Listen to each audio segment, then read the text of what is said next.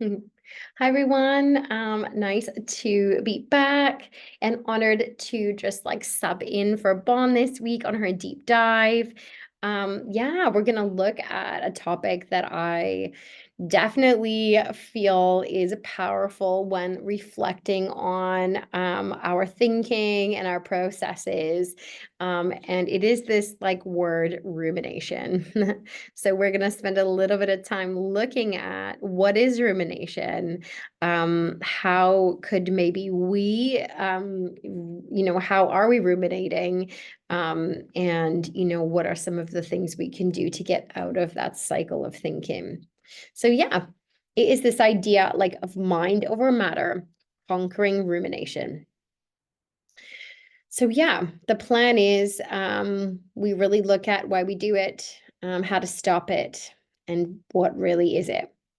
So the definition of rumination for you, quite simply, I'm going to read it. But rumination is the repetitive and passive focus on symptoms of distress and its possible causes and consequences. It's like a broken record playing the same distressing thoughts over and over again, never really finding a resolution or solution.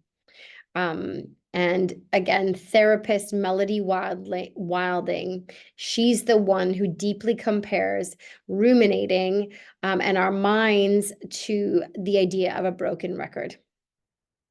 So interesting we're talking about this topic today because like you, despite like being quite educated in all of these areas, I was lying there, I struggled to fall asleep the other night, genuinely. My daughter was waking and I wasn't kind of getting into a deep sleep. It's so bizarre because my brain started to fixate on a friend that I had when I was in high school, and like maybe one moment where I kind of got it wrong with her. I had made the wrong choice. Like, nothing like horrific, but one of those moments in life. And I swear to you, I laid there with the feeling like I'd just done it, with that anxiety running through me, my thoughts, my body. And I just became like stuck in this like place of rumination. It's like I could not stop playing over and over and over and over again. Until I continued to like just feel like, oh goodness, like I wonder what she thinks of me now. We're not close anymore, but that happens as time changes.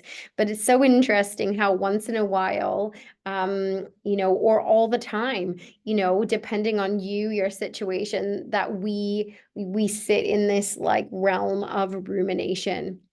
So it says here, this is not just thinking about problems, though. It's obsessing over them without finding a resolution or solution. And yeah, I did that just the other night over a very old memory. We're looking back, God knows how many 20 plus years, it's wild. And, I was a teenager and all that stuff, but here I am trying to like justify myself and still beating myself up about it, I suppose. And so, yeah, when we ruminate, we often engage in overwhelming self-criticism, really negative self-talk about failures and shortcomings. And that's right. I lay there, I was like, oh, what a terrible person I was. Did I ever properly make it right with them? Blah, blah, it's just so all these thoughts are coming in, and I'm lying there trying to like hope my daughter falls back to sleep, and I'm like, go away thoughts, like stop. But I ruminated. And says we think that if we just done something better or had been better, the outcome would have been more positive. And we review situations repeatedly in our minds, blowing them totally out of proportion. And this is absolutely not productive thinking, but a cycle of negativity that can trap us. So I don't know about you, but rumination is a thing, and it is a human process in the brain. And I think that we all can say, well, most of us, that this has maybe been part of us at some point in our lives, or maybe especially where you've experienced trauma, that we definitely can fixate on something. And I use the phrase like blowing it out of proportion lightly. It might not be blowing it out of proportion, but we're spending way too much time on it, and we are creating a lot of negative self-talk through that. It's essentially like, I've always been taught about rumination on the idea of like, sounds silly, but like a cow. So a cow essentially, like, I think I could have this wrong if someone here is a farmer, so you could help me out. But the analogy here is that a cow will like chew on its food, and it has like three stomachs. So I believe that they like swallow the food, it goes into their first stomach, and then they essentially like they get sick, and then they chew it again, and it goes down, and it goes into the next stomach, and then it comes back up. It sounds disgusting, but we chew it again, and you get the process. And I think that this is this like process of like, rumination that can often lead to making us just like not able to come out of that cycle of thought. And so reasons why we ruminate, there's quite a few, so I'm going to take you through, and so that it is a human thing.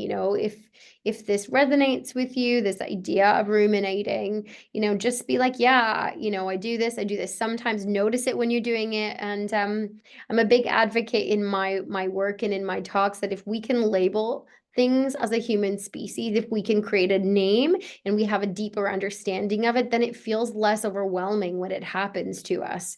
It's not like something's wrong with you. You're just being human, and we need to maybe access some of those tools in the toolbox to kind of pull us out of that thought process. So one reason why human beings, us, especially those of us with a background of, trauma or, heaviness, we are seeking solutions often. So our brains are problem-solving machines. That's what we're hardwired to do.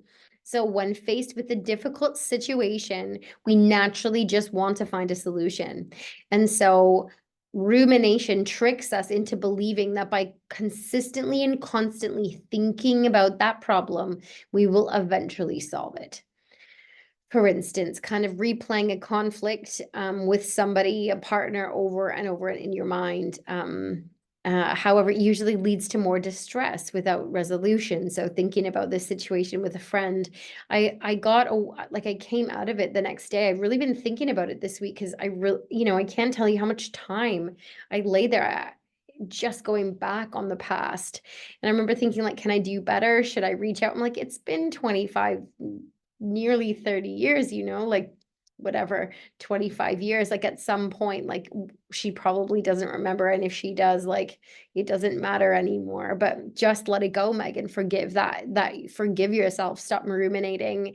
Time has passed. But there's part of me is like, maybe if I do this, maybe do, if it's normal. And it often comes from a place, when, there is distress in a relationship sometimes, or a choice that you made, a what if kind of feeling. But we do need to kind of just let that go, and be in the present, and really find the now. We'll look at ways to move through rumination coming up.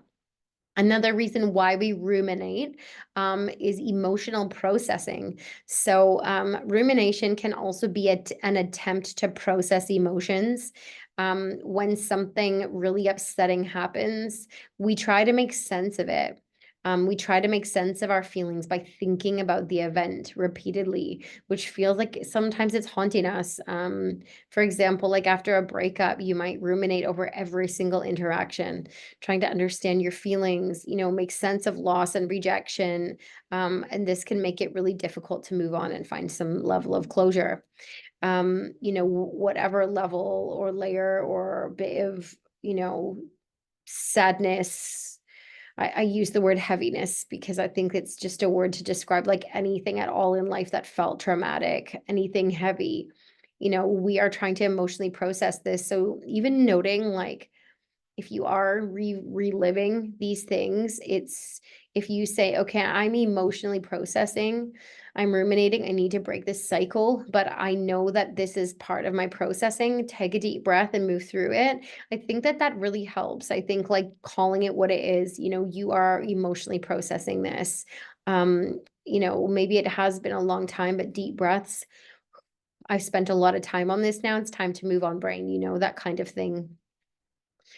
Another bit is we ruminate in order to find a sense of control. And isn't that what we're trying to find in a world where the one constant, I think I said this in my last bit of work, but like the only thing that you can guarantee that's constant in this life is change. And so that's why human beings are often trying to seek some level of control, especially if, what they've experienced in the past was out of their control and not your fault. It's this matter of like, I'm trying to control it in some way. So ruminating for control can create a false sense that like you are doing something in an uncontrollable situation. So by continually analyzing a past event, you might kind of feel like you can prevent that in future. For example, like constantly thinking about past failures at work can give the illusion that you're preparing yourself for better future tasks, even though it doesn't really change the past or guarantee a different outcome in the future. So, it's about trying to just like accept, move on, see it as growth, coming back to actually the work that I presented on Wednesday, deep breaths when you're ruminating, you have to remember that this is all part of your process and that you're continuing to learn and that we can move through this. Another reason why we ruminate, interestingly enough, is the idea of avoidance. So you might have an action that you could take. So it can also be a way of avoiding taking action or dealing with an uncomfortable feeling directly. So instead of confronting the situation head on, you might get stuck in a loop of analysis, which actually prevents you from moving forward. You're forever trying to figure out what you're going to do to the point where you do nothing. So, for example, endlessly analyzing what went wrong in a relationship can prevent you from having a new healthy relationship. And that doesn't have to be like a romantic one. But it's about letting go and remembering like we are all learning, we're all humans, and trying to reflect on the fact that by ruminating, by chewing this, chewing the fat, chewing this, over and over and over, it's not changing the process. It's just reflecting and trying to we almost like need to reprogram those thoughts and those traumas and those worries and those moments where maybe you weren't your best self, as like, okay, what did I learn from this? How will I move forward in future? How can I reframe this to like, this is a stepping stone in who I become next? And, if you did get something wrong or you weren't the best version of you, like, how do you maybe move forward in a new way, seeing it as growth? All right, another reason. So there's quite a few. I think I've got 3 or 4 more reasons why we might ruminate. And another could just be like personality traits. So certain personality traits make individuals more prone to rumination. So somebody with a real perfectionist tendency might fixate on minor mistakes, believing that they should have done everything perfect. For example, a perfectionist might obsess over a small error in a report, convinced it reflects on their overall incompetence. You might just, you know, I'm definitely guilty of that in certain aspects of my life or of my past, trying to reframe the idea of that there's no such thing as perfection and that there is no such thing as failure, based on some of our work on mindset and that we did on Wednesday. But it is powerful just to think like if you have that personality trait, it's something to ask yourself, am I ruminating over something? Can you be a fly on the wall and look at it and be like, what am I ruminating on here? And like, can I be better to myself, and try to kind of break the cycle of thought. Negative experience. So, obviously, traumatic or significant stressful experiences can absolutely trigger rumination. So, after experiencing bullying in childhood, for example, A person might continuously ruminate on those past incidents, which can lower self-esteem and affect current relationships. And I think like that's a really like important one because I think that I think that even if it's a small moment where like somebody called you a name or overall made you feel, lesser than you actually are, especially looking at the work you've been doing a little bit with Bond and like the inner child and things, those negative experiences or things that have happened through your life can affect how that confidence and that ability to be resilient. And it's about just spending some time breaking that down a little bit, and seeing like where maybe you do feel those triggers. And is it something that you can work through coaching or whatever process is available, especially like all of the things that Bond works on with you. That's what we're here for, is to try and sometimes break the cycle of rumination. Maybe it's been years I'm ruminating on something over and over and over, and it's just time to talk that out and unpack that. And that's okay. That's the way that we do it, is unpacking it all.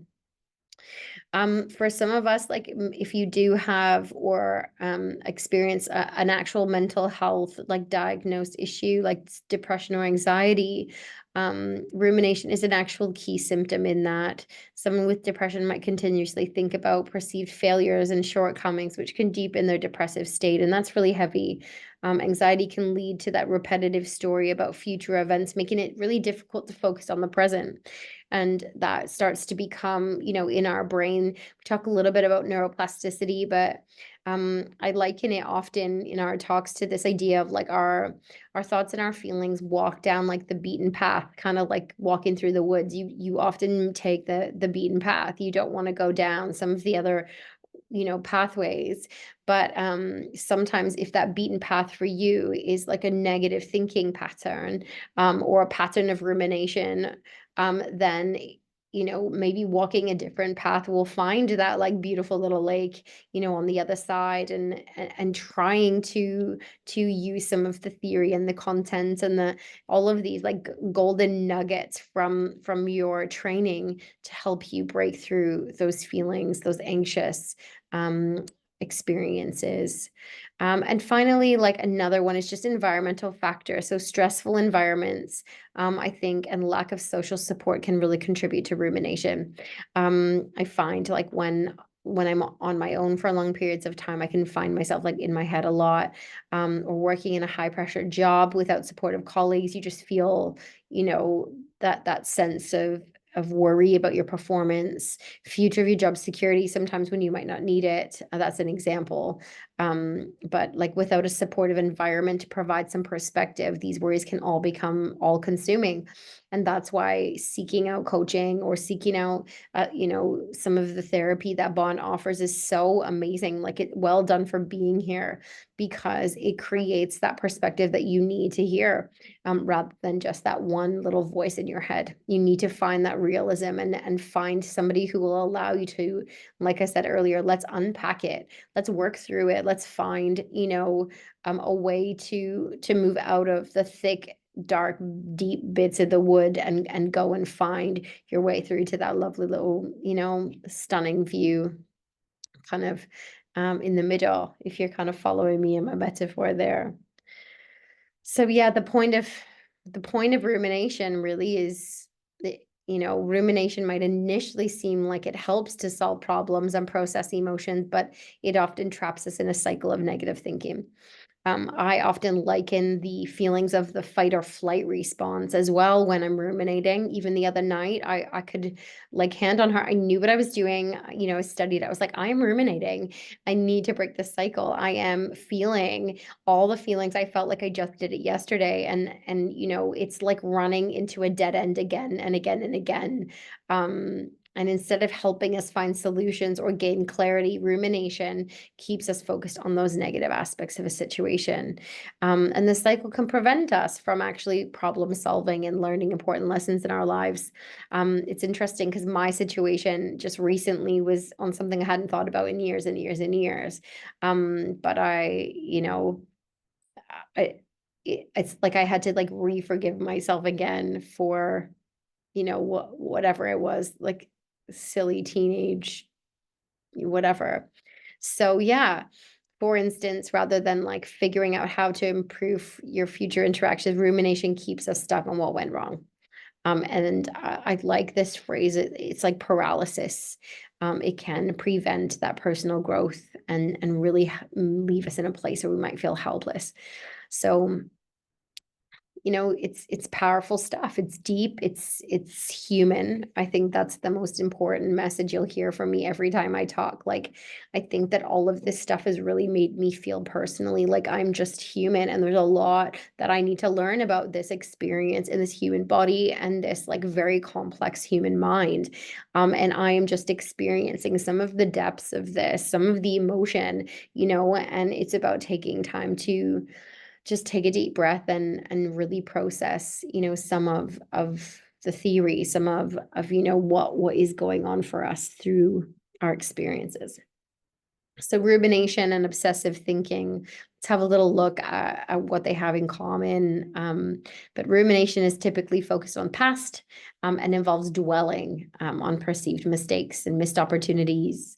You might think, why did I say that during that meeting? Or why does that always happen to me? Or this type of thinking kind of keeps you stuck in a loop of negative self-reflection. And obsessive thinking is often future focused. So the thoughts are centered on potential negative outcomes. So we use the word potential. You might worry, what if I fail at this project? And what if something bad happens? What if I get into a new relationship and I end up heartbroken again? What if, whatever, all of those what ifs about the future. So they differ in the sense that there is a, negative outcomes, but that obsessive thinking is often future focused. So yeah, it's a lot, isn't it? We'll take a little drink. Cheers, guys. Just think all this stuff is just so interesting to really look at. Yeah. And I think looking a little bit further into like what happens in the brain when we ruminate, I think that's really helpful, isn't it? Let's spend a little time like when we ruminate. So when we are like going around and around in circles, our brains show increased activity in the prefrontal cortex, responsible for thinking and planning.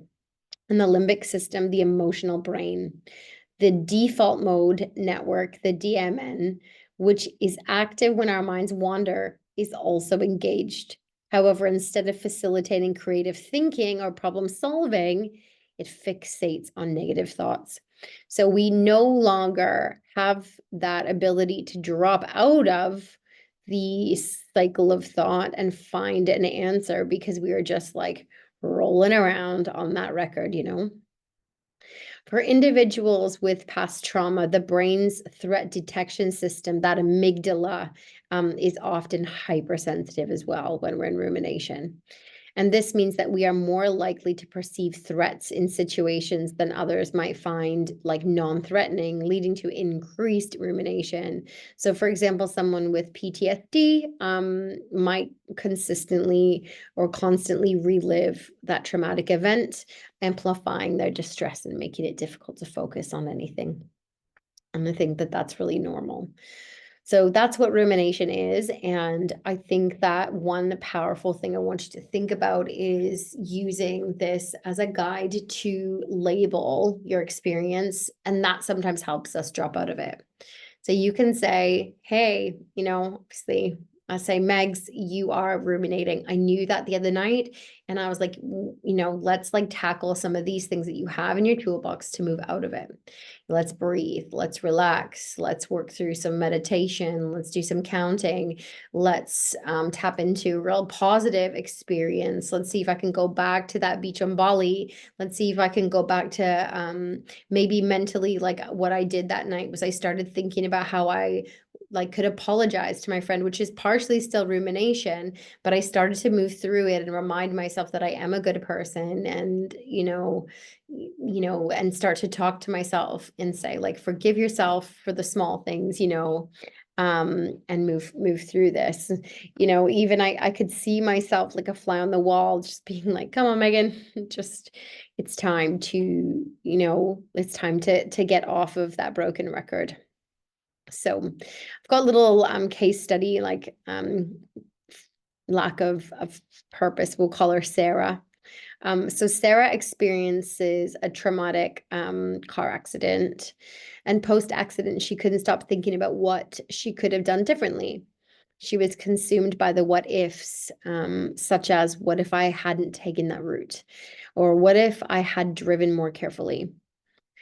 She ruminated over every detail, leading to insomnia and feelings of anxiety. And her constant focus on the accident prevented her from healing and moving forward. With therapy, many different styles, she learned to redirect her thoughts and engage in mindfulness practices, which helped her break that cycle. Sarah started focusing on the present and practicing gratitude, which reduced her rumination and helped her regain a sense of normalcy. So I think that that is a really good one, because it's something we can relate to Sarah, and there are many ways that we can break that cycle. So in our session today, firstly, I'm going to talk to you about some of the strategies, and then I'm going to take you through them as we go, just so you can get a little taster of that. You can also YouTube and find so many different guidance, but it's just finding like somebody's style that suits you. So the first one, when they talk about mindfulness meditation, I think that I did a little bit of work on like present thinking in your module 3. So you can come back to that. But one of the big reasons is because it does help us drop out of these moments of rumination. So we focus a little more on the present moment to break that cycle of negativity. And mindfulness is this idea of like being in the here and now, and really trying to like recognize, like, and I remember lying there beside my daughter being like, I've got my beautiful daughter beside me. I definitely had a moment of like, we call it grounding often, of like, okay, I'm going to touch the bed. I'm safe. I've got a roof over my head. I've got my beautiful little girl beside me. We've got blankets around us. Take a deep breath, Megan, because what you're ruminating on is in the past. It's time, in this moment to stop. And then I reminded myself, okay, Megan, I've given myself enough time. Let's be present. And so in terms of being in the here and now, a really good way is just like trying to find like 5 things that you can like maybe touch, smell, hear. It doesn't have to be every one of the 5 senses, but 5 things to like really ground you to be into the space. You've got that strong wall in front of you. We've got flowers around me, that sort of thing. Like those flowers represent blank, we've got that picture of so-and-so across the room, or whatever it is, just looking around you. If you're outside, just finding a connection with nature, those sorts of things like bring you into like mindful space. And mindfulness meditation, which is suggested as, a strategy to stop ruminating, is just to potentially just take some time and shift your focus in some way, shape, or form. So I like to, you can try this with me. Just sit quietly, find a really cozy spot on your chair. You can kind of get, into bed if you want, depending on when you're doing this. If you're meeting me right at 10 a.m., you can 10:15. You can join me. I apologize, I'm not there live today. I have my children, so it's harder to give you that space without a kid jumping in. But I will be available. It's just my finish. I'll be around to answer questions if you're watching this. But anyways, let's find some space to do a little mindfulness meditation. So some guidance would be like guided breathing exercises that can help shift your focus, sitting quietly in a really like beautiful place, and this sort of practice can help you move out of those ruminating thoughts. One thing before I get into guiding you is I wanted to say that if you had a pen with you, your phone or something you could write down, or even mentally just like make a list, could you think of like one, two, or even three places that you have been that make you feel great? I want you to think, I have this like very deep set and like very core memory of walking through the beaches with my granddad in Canada, like through, the unsalted, Great Lakes. There's this like moment I have, and that brings me a sense of peace that I can close my eyes and hear the water and kind of get myself back to that place. It could be something from your childhood. It could be, again, like I have like a real deep connection with a trip to Bali, or just like, being at any beach. I can, picture myself in a few, and those are my safe places. I like to be by the water. You can picture just a beautiful like woodland, but if you can find something like that, that is the perfect thing. If you're lying there ruminating, or you're, in the car, in the shower, and you find yourself all day coming back and back and back, you need to kind of go, okay, do you know what? I am ruminating, just name it, say it. I'm in a process of rumination. Think of that cow, be like, okay, I'm done chewing it. And I'm gonna now take my mind on a beautiful holiday too, and then fill in the blank. And just see if instead can you bring your mind back that direction. Even if you get pulled back over to that ruminating thought, can you come back to the beach? Can you come back to Bali? Can you come back to that core memory that brings you or brought you a space of peace and calm and joy? And I think that is all in itself equally a process of being mindful, being meditative, because even though it's not happening now, where it's been something that you've been to before, you are able to find a sense of like peace in gratitude for being there, and soak up and be in that spot in your mind and start to rewire. And maybe potentially over time, in order to create habits, we need a trigger. So what I'm trying to do in my life is anytime I have a thought that ruminates, I start to think like, oh, that's my trigger to tap into my like memory of blank. And all of a sudden, like I'm able to go, okay, it's time to get on that beach and take that walk, mentally. Obviously my granddad who's passed, but I genuinely go there and I find it really helpful. And many clients as well do find that a really cool process. So excuse me. That is one really easy way to get into that space. But taking you through a mindfulness meditation, I'm just going to invite you to get, sorry, I started saying get cozy and then shifted my thoughts, but get yourself nice and cozy in the chair. And if you feel all right, we're just going to close our eyes. You can also look down if closing your eyes is not comfortable. And I just want you to breathe in and slowly breathe out. Again, take a nice slow breath in. And slowly, slowly breathing out. Simple. And again, breathing in just a little slower than your natural breath. And slowly breathing out.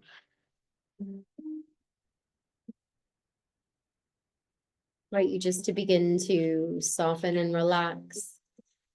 To hold the body into the chair that you're sat on. Feel the bottom of the chair supporting you. There's arms of the chair, the back of the chair. Just feel yourself kind of soft and embraced. Just taking time to rest. Breathing in just a little slower yet again. And slowly exhale, letting go. And as I take you through a few deep breaths, I want you to kind of say with me, rising, rising, rising, as we breathe in. Imagine it rising, rising, rising. And as we exhale, coming back to labeling like falling, falling, falling, sending the breath out. And as you exhale, just feel like you're releasing any of that negative thinking. And when you're ready, breathing in with me, rising, rising, rising, little hold, exhale, falling, falling, falling. Okay.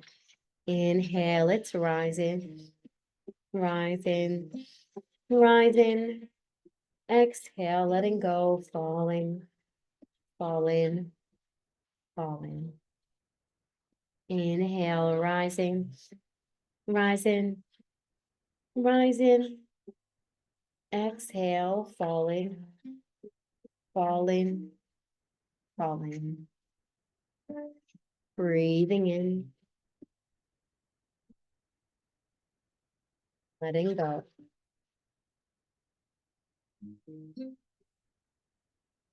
Breathing in the sense of peace. Breathing out anything heavy. Inhale and slowly exhale.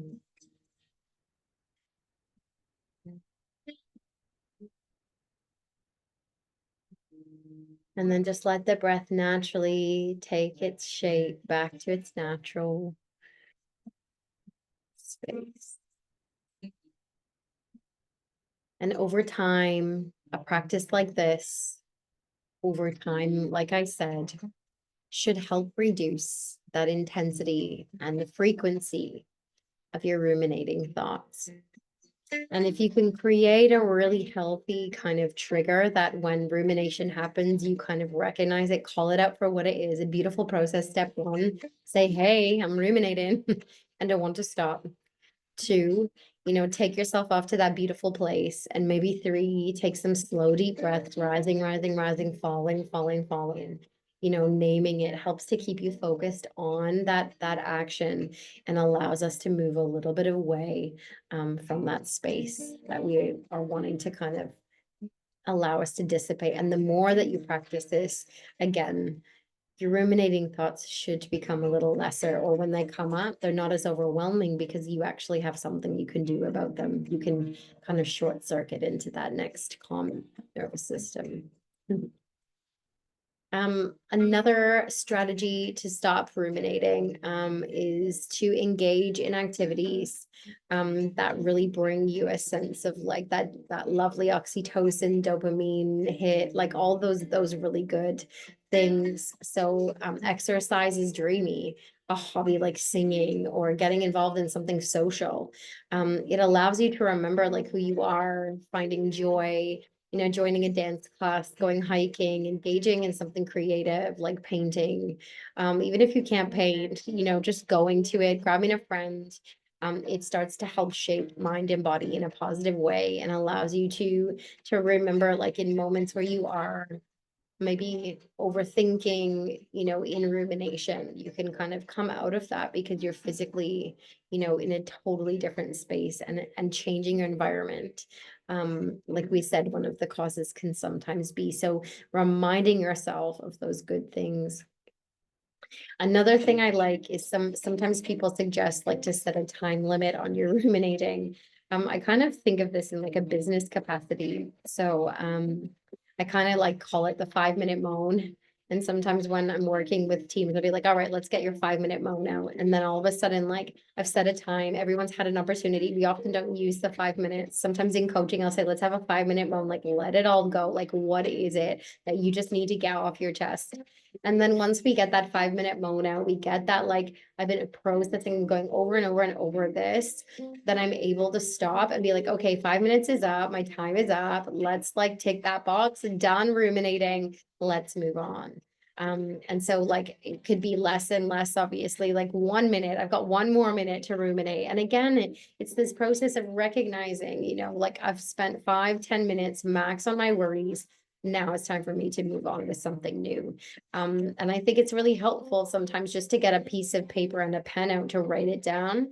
That is always a really great way to cut that feeling, cut that ruminating thought by write it down, write what you're thinking, put it in a mind, like, put your thought in the middle and just write all around it, scribble, do something physical, and then maybe even rip it up, that process of letting go, put it in a fire, rip it to pieces, light it on fire, whatever it is, but safely, but do something that allows you to just like get that out, blah, like throw it on paper, talk it out with somebody, set a timer and go, okay, I'm now ruminating, like I'm going on and on about this thought. I've checked the time, it's done. Set an actual timer so it dings, and you can set yourself that approach of like, okay, I've worried long enough on this, I've spent enough time on this today or now, and yeah, there's also this approach called like the problem solving approach.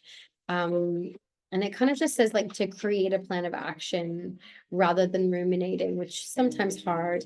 But I kind of like this idea of like maybe creating this like step by step process, like when I'm ruminating. So I'm going to leave you with a little bit of a small little writing thing. You can type it in your phones or put it on a piece of paper.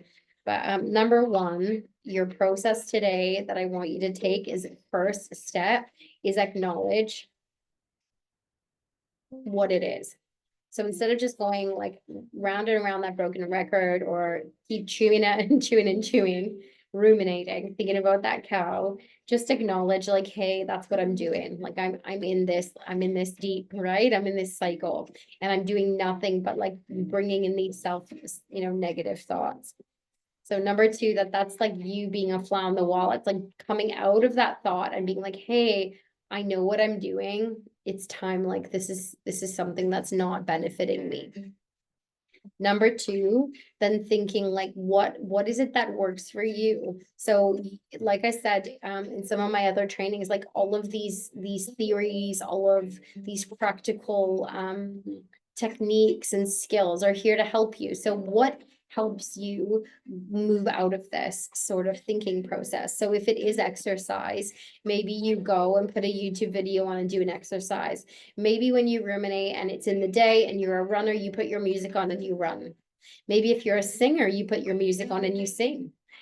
Maybe if you are lying there at night and you don't want to physically get up and do something, then you do have this thought, okay, hey, what was that beautiful place when Megan asked me, where would I go to? Can you think of one, even two places that feel beautiful and safe, whether it's a past memory? Can you just go there?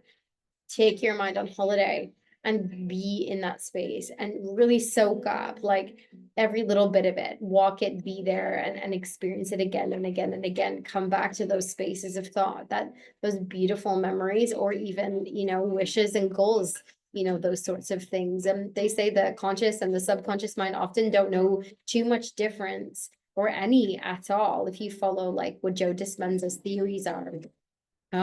But they say that like we experience something like actually in real life, and it's not that dissimilar if we are really walking that in our minds, in our mindset. So go there. And then maybe find some really beautiful, slow, deep breaths where you can tap into that real calm nervous system. And I've always kind of been taught that to get into the parasympathetic nervous system, that calm space, get out of fight or flight, get out of rumination. The biggest tip is to slow down your exhalation as much as you possibly can. Just inhale and slow it right down. Rising, rising, rising, falling, falling, falling is a beautiful way to focus on that breath and that style of, I suppose, meditation. Really nice.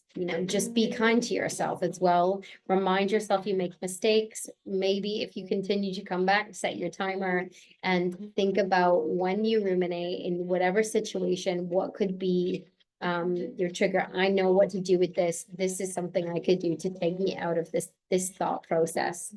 And remind yourself, that these thoughts are not true. And even if the experience was true, it is time to let it go. And I love this notion that every day, like the human experience, nature, how cheesy as it sounds, the world closes its eyes every night. The sun goes down and the moon comes out, and we live in darkness. And that is so that we can start fresh the next day. Let go of the past, draw a line and try and be in the present and in the future. And finally, if you're really struggling, I love to get a pen out and just write a gratitude list. It brings you into that space. Like, what are you grateful for? And even if you start with something super tiny, you might be like, I don't know what I'm grateful for. You know, you might be feeling really crap. Part of my, lack of posh language. You might be feeling rubbish, but I start really small on those days with I am really grateful for coffee. Really give that example every time. I genuinely think like coffee keeps me sane. I'm grateful for coffee and I am grateful for music. Um, and I'm grateful for my favorite film. You know, it could be really simple like that. I'm grateful for having like hot water and whatever it is, go simple. And then you'll start to see that things aren't so bad and that you were just caught in a funky little cycle of thought. Remember, a thought is a thought, you know, that's all it is. And it's something that you don't have to, grab onto all the time. Just take a deep breath and try and move through and find ways to short circuit and cut into that space of rumination. So yeah.